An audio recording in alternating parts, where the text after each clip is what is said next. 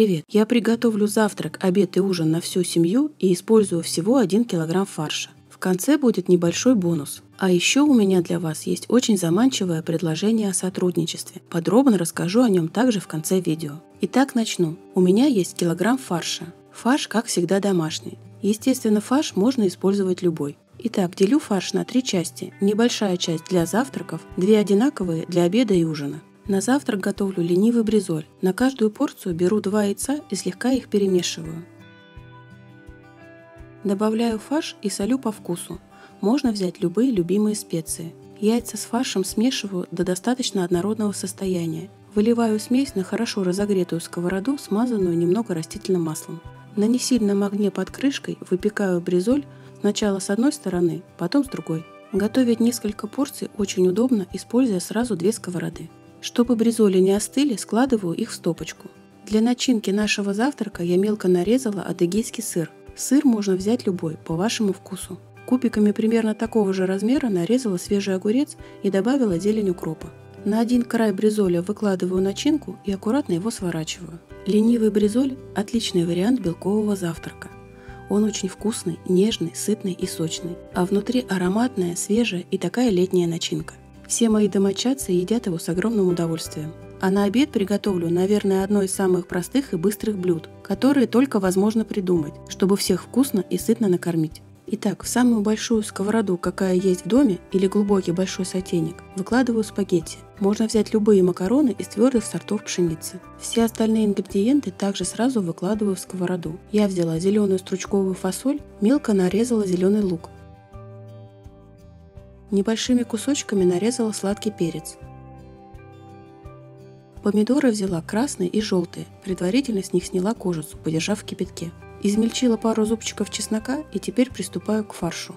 К фаршу добавляю соль, черный молотый перец и копченую паприку. Если копченой паприки у вас вдруг нет, не отчаивайтесь, добавьте обычную, либо ничего не добавляйте. Фарш хорошо вымешиваю и влажными руками формирую небольшие фрикадельки. Все сформированные фрикадельки тоже выкладываю в сковороду. Еще добавляю свежие листья тимьяна и орегано, можно заменить на сушеные травы. Осталось блюдо посолить, влить оливковое масло и горячую воду. Теперь включаю огонь под сковородой и жду, пока вода закипит. Чтобы спагетти не слиплись, первое время приготовления, минута 2, их аккуратно помешиваю и разъединяю. Готовлю спагетти с фрикадельками под крышкой на несильном огне примерно 12 минут. За это время все прекрасно успевает приготовиться, при этом спагетти и фасоль остаются аль денте. Фрикадельки получаются ароматные и упругие, ни капельки не переваренные. Блюдо выглядит очень ярко и при этом вкусное и сытное. Кстати, сковородка очень тяжелая, будьте аккуратны. А на ужин будет запеканка. Но так как я картофель вечером не ем, то состоять она будет из 2 частей. Моя часть будет с кабачком, но сегодня взяла не кабачок, а цукини и тонкими кружками его нарезала. Выкладываю цукини на противень с небольшим нахлестом. Моя порция запеканки будет занимать примерно 1/5 часть. Всю оставшуюся свободную часть формы для запекания заполняю тонкими ломтиками картофеля, также с легким нахлестом.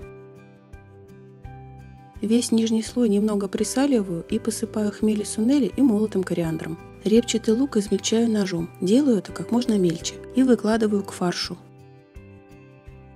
Также к фаршу отправляю натертый на мелкой терке кабачок, измельченный чеснок, соль и перец. Фарш получается достаточно влажный и пластичный, поэтому распределить его тонким ровным слоем поверх картофеля и кабачка не составит труда. Теперь свою часть запеканки сверху закрываю рядом ломтиков цукини, следующий ряд помидор. Таким же образом формирую верхний слой запеканки с картофелем, чередуя ряды картофеля и тонких ломтиков помидора. Сверху запеканку также немного солю и добавляю хмели-сунели и молотый кориандр. Готовлю запеканку в разогретой до 200 градусов духовке. Готовится она первоначально 20 минут. Через 20 минут запеканку из духовки вынимаю и сверху промазываю сметаной. Немного посыпаю натертым сыром. Возвращаю в духовку, но духовку убавляю до 180 градусов и выпекаю запеканку еще 10 минут. Запеканка готовится достаточно быстро. За это время кабачок не разбредается, а тонкие ломтики картофеля прекрасно пропекаются. И несмотря на то, что никаких сложных ингредиентов в этой запеканке нет, получается она просто замечательная. Ее очень обогащают хмели-сунели и кориандр, делают невероятно ароматной.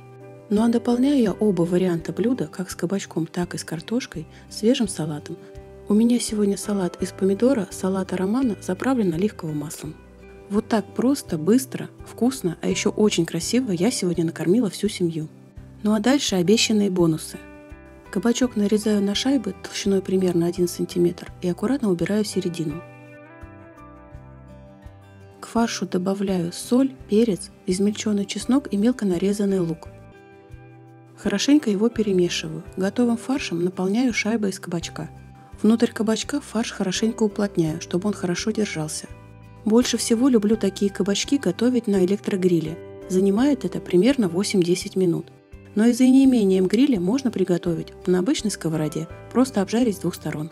Подавать такие сочные, ароматные и румяные шайбы из кабачка с фаршем можно со сметаной, натуральным йогуртом или томатным соусом. Для следующего блюда баклажан очищаю от кожицы и мелко нарезаю. В емкость к баклажану добавляю куриный фарш, мелко нарезанный лук, натертую на мелкой терке морковь, заранее отваренную перловую крупу, измельченный чеснок, а также измельченную петрушку. Из специй я взяла черный молотый перец, паприку и соль. Фарш хорошенько вымешиваю. Перцы режу пополам, хвостик не удаляю. При помощи ложки аккуратно выбираю середину с семенами. Наполняю фаршем половинки перца и выкладываю в форму для запекания. Для заливки использую протертые томаты с добавлением соли по вкусу. И запекаю перцы в разогретой до 180 градусов духовке 45-50 минут. Теперь о моем предложении к вам. Хочу сделать ролик по вашим рецептам. В комментариях под этим видео вы можете поделиться вашим любимым авторским рецептом. В течение недели я буду очень внимательно отслеживать комментарии и выберу 5 блюд, которые буду готовить. Каждый из 5 авторов, чьи рецепты вы увидите в новом видео, получит небольшое вознаграждение – 1000 рублей. Ну а ролик по рецептам зрителей будет опубликован в субботу, 24 августа. Жду ваших интересных рецептов, знаю, у вас их очень много.